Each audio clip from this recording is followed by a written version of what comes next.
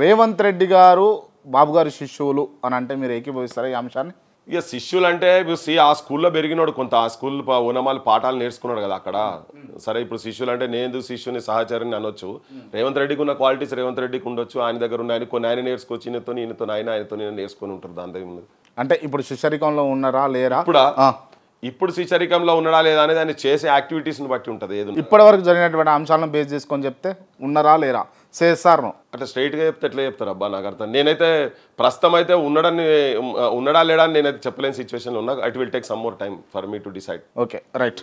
అంటే ఇప్పుడు అక్కడ బాబు వచ్చిండు, ఆ బాబు రావడం వల్లనే ఇప్పుడు జీవో 29 కావచ్చు ఈ అంశాలు తెరలేపుతా ఉన్నారు. జీవో 29 అంశంలో విద్యార్థులకు పర్టికులర్లీ ఎవరికి కూడా రెసిడెంట్ సర్టిఫికేట్ అడగలేదు అన్న అంశాలు వచ్చినాయి. దాన్ని క్లియర్గా ఏంది అంటే బాబు ఇంప్లిమెంటేషన్ చేసిండు, ఆంధ్ర వాళ్ళు మళ్ళీ ఎంటర్ అవుతారు, ఇక్కడ ఉద్యోగాలు చేయడానికి అవకాశం ఉంటుంది, అందుకోసమే రెసిడెంట్ సర్టిఫికేట్ మ్యాండేట్గా పెట్టలేదు అని అన్నది ఒక చర్చ చిన్నగా జరిగింది. సో దాంట్లో వాస్తవాలు ఉన్నాయా లేవా? తెలంగాణలో దౌర్భాగ్యం ఏంటంటే ఇక్కడ లీడర్లు కూడా ఇక్కడ మోసం చేసిండ్రు అబ్బా ఫస్ట్ నుంచి. అది కూడా ఒక సమస్యనే. ఇక్కడ ఎవరు అడగలే ఎమ్మెల్యేలు ఫస్ట్ నుంచి కూడా, ఇప్పటి నుంచి కాదు. ఈవెన్ పెద్ద మనుషుల ఒప్పందం వచ్చిన అమలు కానప్పుడు కూడా ఇక్కడ నాయకులు ఎవరు చాలా మంది అడగలే. హక్ చీన్కర్ హమారా అప్నే కొతు సమారా సున్బాత్ కావారా కరోడు కయ్యనారా చొడోజీ తెలంగాణ చెల జావ రాయలసీమ అని 58లో రాసిండ్రు. ఇది మా హక్కులు ఇక్కడ రావాల్సిన, ఇప్పుడు నువ్వు చెప్తున్న ఉద్యోగాలకు సంబంధించిన హక్కులు కూడా కావచ్చు, ఇవన్నీ ఇక్కడ రావాల్సిన కూడా ఏవి రాలేదు అప్పటి నుంచి కూడా. అందుకే జీవో 36, జీవో 610 ఎంప్లాయ్మెంట్ సంబంధించినటువంటి అంశం కావచ్చు, ఇప్పుడు వచ్చిన జీవో 29 కావచ్చు. నిజంగా కూడా చాలా మోసాలు ఘోరాలు ఉన్నాయి వాటిలో. సరే అది చంద్రబాబు ఇన్ఫ్లుయెన్స్ చేసిండా అయిందనేది కొంచెం పక్కకు పెడితే ఇక్కడి నాయకుల కన్నా ఆ చిత్తశుద్ధి అనేది ఉండాలనా లేదా? జీవో 29తో ఏం నష్టం జరుగుతున్నది, ఏమవుతుంది? జీవో 46తో ఏం నష్టాలు జరుగుతున్నాయి? అక్కడ వాళ్ళు వచ్చి ఇక్కడ అప్పుడు కూడా ఏంటంటే ఇక్కడ కంపల్సరీ 4 ఏళ్ళైనా మినిమం చదవాలనేది ఉండే. అది అసలు ఎవరు ఎక్కడ ఏ కాలేజీలో కూడా ఇక్కడ కూడా అది ఇంప్లిమెంటేషన్ అవుతలేదు. ఎందుకంటే మంత్రులు వాళ్ళంతా ఉండే కాబట్టి మనది నడవలే. మన మన మన మన మన నాయకులు దాని మీద గట్టిగా కొట్లాడిన లేరు, అరాకొర కొట్లాడిన ఉంటే వాళ్ళు ఎవరైనా పట్టించుకోలేదు. రైట్. ఇప్పుడు తెలంగాణ ఏర్పడ్డది, తెలంగాణ 10 ఏళ్ళ కేసీఆర్ పరిపాలన సాగిపోయింది, ఇప్పుడు రేవంత్ రెడ్డి పరిపాలన జరుగుతూ ఉన్నది కదా. నిజంగా అసలైన తెలంగాణ వాదులు, తెలంగాణ ఉద్యమకారులు కొట్లాడింది, పోరాడింది, ప్రాణాలు కొందరు కోల్పోయింది ఇప్పుడున్నటువంటి తెలంగాణ కోసమేనా అని అడిగితే బరాబర్ కాదు అనేది నేను చాలా కరాఖండిగా చెప్పదలుచు. రైట్. ఒక్క నిమిషం. నేను మిమ్మల్ని గతంలో ఇంటర్వ్యూ చేసినప్పుడు అప్పుడు బీఆర్ఎస్ అధికారంలో ఉంది, అప్పుడున్న టీఆర్ఎస్, అప్పుడు కూడా ఈ తెలంగాణ కాదు అని అన్నారు మీరు. అవును, అప్పుడు కాదన్నారు, ఇప్పుడు కాదంటారు. మరి అసలైన తెలంగాణ అంటే ఏంటిది? అసలైన తెలంగాణ అంటే ఏంటిది? సుఖశాంతులతో ఉండే తెలంగాణ. ఇక్కడ ఉద్యోగాలు ఇక్కడ రావాలి, ఇక్కడ మొత్తం ఉచిత విద్య రావాలి కంప్లీట్ తెలంగాణలో. ఇది చదువుకోవాలనుకుంటానికి ప్రతి ఒక్కరికి చదువుకునే అవకాశం రావాలి. తెలంగాణలో ఆకలి సావులు ఉండొద్దు, తెలంగాణలో రైతుల ఆత్మహత్యలు ఉండలేరా అంటే నిమ్మలంగా ఉండలేరంటారా? తెలంగాణ ఏడ ఉన్నాయబ్బా, వేల కొద్ది బడులు బంద్ అవుతున్నప్పుడు తెలంగాణలో 50% బడులలో ఇద్దరు టీచర్ అంటే సింగిల్ టీచర్ స్కూల్స్ 19% తెలంగాణలో సింగిల్ టీచర్ స్కూల్స్ ఉన్నాయి. గవర్నమెంట్ రిపోర్ట్స్ చెప్తున్నాను నేను. ఇది విద్యా చట్టం కింద వ్యతిరేకం. జైళ్ళలో వడాలి ఒక్కొక్కరిని, మంత్రులను ఎమ్మెల్యేలను కొడుకులను జైళ్ళలో వడాలి ఈ అంశంలతోటి. 30% బడులలో ఇద్దరు టీచర్లు ఉంటారు. ఇదా తెలంగాణ? 50% తెలంగాణ బడులలో ఇద్దరికన్నా తక్కువ టీచర్లు ఉన్నటువంటి బడులు ఎడ్యుకేషన్ సిస్టమ్ ఉన్న తర్వాత నా తెలంగాణ ప్రజలు ఎందుకు సంతోషంగా ఉంటారు? వీటి గురించే కదా. బోర్డులు లేవు, నీకు క్లాస్ రూమ్స్ లేవు తెలంగాణ బడులలో, బాత్రూమ్స్ లేవు, కాంపౌండ్ వాళ్ళు లేవు, పందులు కుక్కలు ఏంది గొర్రెల మేపుతున్నారు, బర్రెల మేపుతున్నారు. ఇటువంటి బడులు తెలంగాణ ఆ ఉన్న వచ్చేటోళ్ళు కూడా సగం పాఠాలు కూడా. మీరు బీఆర్ఎస్ ప్రభుత్వం అధికారంలో ఉన్నప్పుడు మీరు పోయి బల్లలకు ఇట్లా పోయి ఇది పరిస్థితి అని చెప్పేసి చూపించే ప్రయత్నం చేశారు. ఇప్పుడు కాంగ్రెస్ గవర్నమెంట్ వచ్చినప్పుడు కూడా చూపించే ప్రయత్నం చేస్తారు. ఏనన్నా మారుతుందా తెలంగాణ అంటే? బరాబర్ మార్చాల్సిన అవసరం ఉంది. తెలంగాణ యువతరం బీచుకొని కూర్చోవాల్సిన అవసరం ఉంది.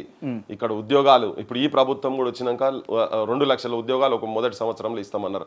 బ్యాక్లాగ్ అన్ని కలిపి కూడా ఇప్పుడు 10 నెలలు 11 నెలలు అవుతుందబ్బా. యూనివర్సిటీలలో కూడా రిక్రూట్మెంట్స్ లేవు. 75 to 76% ఆఫ్ యూనివర్సిటీస్లలో వేకెన్సీస్ ఉన్నాయి. Top most university Osmania university 1267 పోస్టులు శాంక్షన్స్ పోస్టులు ఉంటే 1000 పోస్టులు ఖాళీ ఉంటాయా? 1000 అంటే చదువు ఏమవుతున్నది?